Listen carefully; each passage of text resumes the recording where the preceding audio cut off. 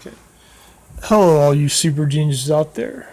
Welcome to another video lecture from supergenius99.com. And today we're going to be working with Cartesian coordinates. Okay. And let's look at this problem here. Give a verbal description of the indicated subset of the plane in terms of quadrants and axes. So, we've got a quadrant system over here, and we just have to say which quadrant and which axis is it in. Okay. So, here it says x comma y such that x equals 0. Okay.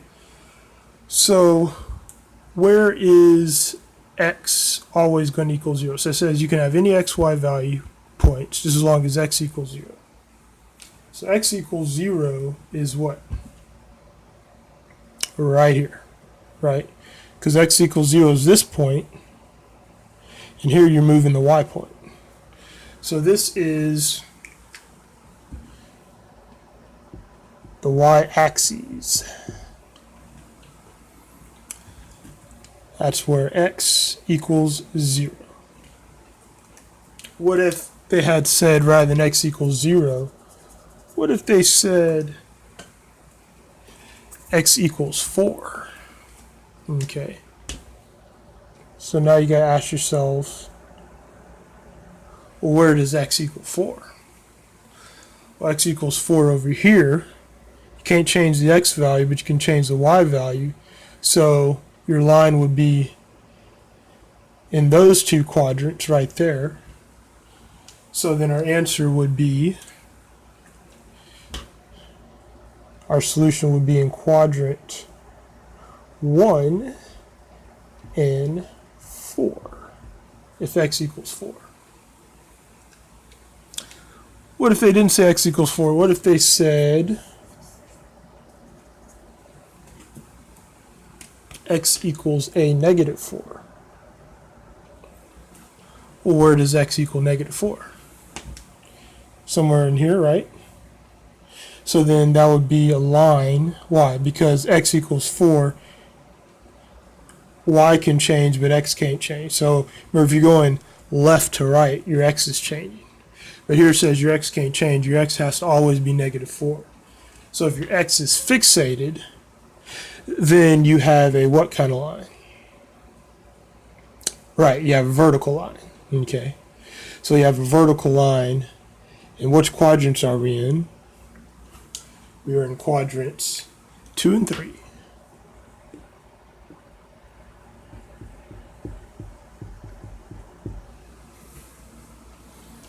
Okay. Let's look at some more. Okay. So what if they said x less than, so x comma y such that x is less than 0 and y is less than 0. Okay, so where is x less than 0? Remember, x is positive on this side and negative on this side. And negative numbers are less than 0. So x would have to be somewhere over here. And where does y? Where is y less than 0? Well, y is positive up here, negative down here, so y is negative here. So y would have to be below the x-axis and then to the left of the y-axis. So where is x and y negative at the same time? In quadrant 3. So our answer is quadrant 3.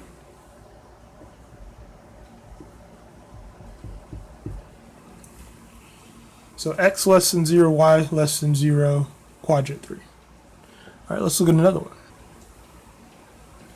Okay, here we have x comma y such that x is greater than 0 and y is less than 0. Okay, so once again, where is x greater than 0? That would be above the x-axis.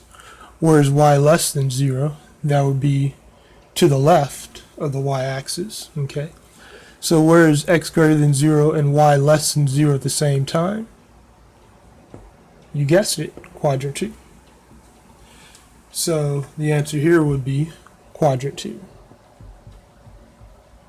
Now I know your teacher might want you to say the solution set is in quadrant, so they might want you to have a sentence, the solution set is in quadrant 2 or something like that. Okay, so let's look at another one. Okay, so here we have x comma y such that, that's that little line there. In math terms, you're supposed to say such that x comma y such that x is greater than 0, y equals 0. So where is x greater than 0? Above the x-axis. Where does y equal 0? Along the x-axis. So now what's happening here, our y is fixated at a single point. So since our y is fixated at a single point, this time we're going to have a, what kind of line? Horizontal line. But here it says x greater than 0. So it'll actually be a line from just going this direction. It won't go this direction. So more like a ray really.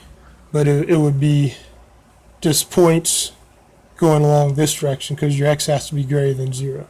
So technically it is a line along the x-axis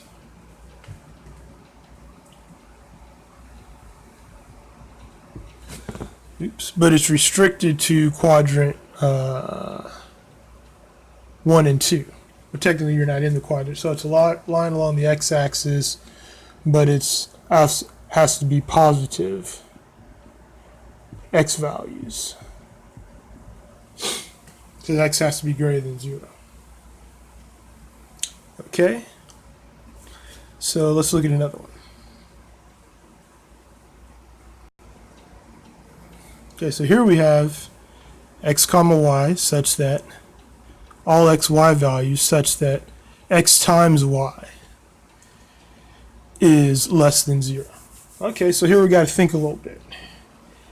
X times y is less than 0. So when is x times y less than 0? When does that take place? Put a little question mark there. So less than 0, that usually we can think of as a negative number. Just think of it that way. So let's think about, so if the x value is negative and the y value is positive, that will be, and you multiply that together, that will be less than 0. Or if the y value is positive and the x value is negative, that'll be less than 0. So we have to think, where is the x value negative and the y value positive? So the x value is negative, right, below the x-axis, but the y value is positive to the right, so that would be here. And the x value is positive above the x-axis, and oh, hold on, I said that wrong. Let me retract that. So the x value is positive, negative below the x-axis, but the y value is positive. Hold on, I said that right. X value is negative. Oh, sorry. X value is negative over here. Y value is positive up here. There we go. And then x value is positive over here. Y value is negative down here. So, yeah. All right, there we go.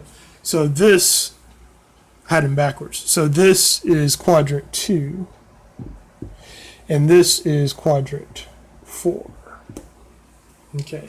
So your answers would be quadrant 2 and 4. All right. Hope that helped you.